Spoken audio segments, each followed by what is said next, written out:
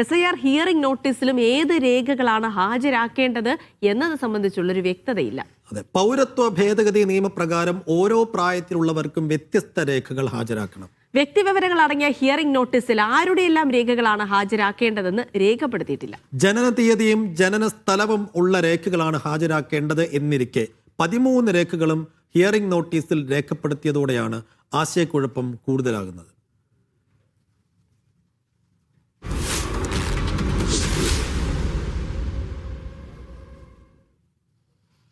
അങ്ങനെയാണെങ്കിൽ SIR hearing നടക്കുകയാണ്. അപ്പോൾ സ്വാഭാവികമായിട്ടും ആ ഹിയറിംഗിന്റെ രേഖകളിൽ കൂടി വ്യക്തതയില്ല എന്നൊക്കെയാണ്. ഏതൊക്കെ രേഖകളാണ് ഹിയറിംഗിനായിട്ട് ഹാജരാക്കേണ്ടത് എന്നുള്ള കാര്യത്തിലാണ് ഒരു വ്യക്തതയില്ലാത്തത്. അപ്പോൾ ഓരോ പ്രായക്കാർക്കും ഓരോ രേഖയാണ് എന്നിരിക്കെ അപ്പോൾ ആർക്കൊക്കെ ഏത് രേഖകൾ, അത് ഏതൊക്കെയാണ് വാലിഡ് തുടങ്ങിയ കാര്യങ്ങളിലൊക്കെ ഒരു ആശയക്കുഴപ്പമുണ്ട് ഹിയറിംഗ് നോട്ടീസ് ലഭിച്ചവർക്കെന്നുള്ള വിവരങ്ങൾ കൂടിയാണ്. അപ്പോൾ സ്വാഭാവികമായിട്ടും ഇനിയിപ്പോൾ ഈ ജനുവരിയിൽ തന്നെ ഹിയറിംഗ് പൂർത്തിയാക്കേണ്ടതുണ്ട്. അപ്പോൾ ഇപ്പോഴും ആശയക്കുഴപ്പം നിലനിൽക്കുന്നുണ്ട്. അതിനിടയിൽ സംസ്ഥാന സർക്കാർ വളരെ യുദ്ധകാലാടിസ്ഥാനത്തിൽ രേഖകളില്ലാത്തവർക്ക് രേഖകൾ നൽകാനുള്ള നടപടി ആരംഭിച്ചിട്ടുണ്ടെന്നൊരു വാർത്ത കൂടി വന്നിരുന്നു.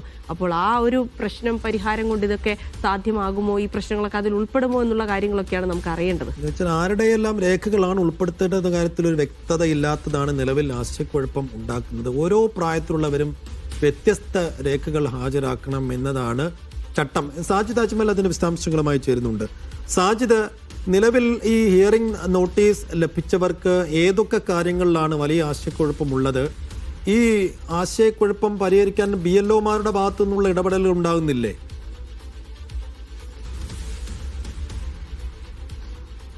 സൈഫുദ്ദീൻ, BLOമാർക്ക് തന്നെ ഈ കാര്യത്തിൽ വലിയ ആശയക്കുഴപ്പം ഉണ്ട്.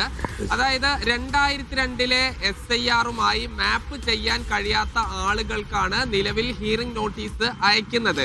ഈ ഹിയറിംഗ് നോട്ടീസിൽ കൃത്യമായി, ഉദാഹരണത്തിന് സൈഫുദ്ദീൻ ആണ് ഹിയറിംഗ് നോട്ടീസ് അയക്കുന്നതെങ്കിൽ അതിൽ സൈഫുദ്ദീന്റെ പേരുണ്ടാകും, വീട്ടു നമ്പർ ഉണ്ടാകും, ID കാർഡിന്റെ എപ്പിക് നമ്പർ ഉണ്ടാകും, അതോടൊപ്പം തന്നെ ക്രമ നമ്പർ ഉൾപ്പെടെ എല്ലാ കാര്യങ്ങളും ഉണ്ടാകും. ഇത് കൂടാതെ BLOമാരുടെ പേരും അവരുടെ ഫോൺ നമ്പറും ഉൾപ്പെടെ ഉണ്ടാകും. എന്നാൽ എന്ത് രേഖയാണ് ഒരു വ്യക്തി സമർപ്പിക്കേണ്ടത് എന്ന കാര്യത്തിലാണ് അവ്യക്തത ഉള്ളത്.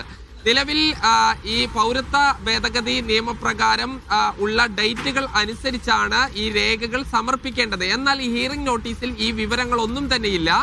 ഇതിൽ ഈ ജനന തീയതിയും ജനനസ്ഥലവും തെളിയിക്കേണ്ട രേഖകളാണ് ഹാജരാക്കേണ്ടത്. എന്നാൽ അത് ഹിയറിംഗ് നോട്ടീസിൽ അങ്ങനെ ഒരു കാര്യവും പറയുന്നില്ല. പകരം ഈ 13 രേഖകൾ, അതിൽ ആധാർ ഉണ്ട്, ഫോറസ്റ്റ് റൈറ്റ് സർട്ടിഫിക്കറ്റ് ഉണ്ട്, അതോടൊപ്പം തന്നെ ഈ കാസ്റ്റ് സർട്ടിഫിക്കറ്റ് ഉണ്ട്. ഈ കാര്യങ്ങളെല്ലാം തന്നെയാണ് ഉള്ളത്.